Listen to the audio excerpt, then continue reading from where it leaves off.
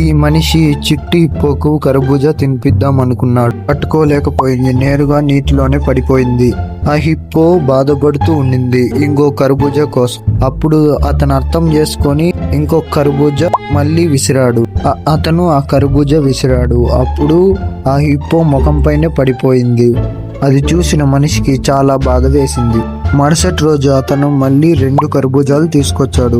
ఈసారి hippo correct గా నోట్లోకే పడింది. ఈసారి హిప్పో చాలా ఆనందంగా కర్బూజా తినింది. ఇంకొక హిప్పో వచ్చి నాకు కావాలి అన్నట్టుగా చూసింది. తను ముందు నిరాకరించాడు. ఆ తరువాత ఆ హిప్పో కూడా కర్బూజాను పంచాడు.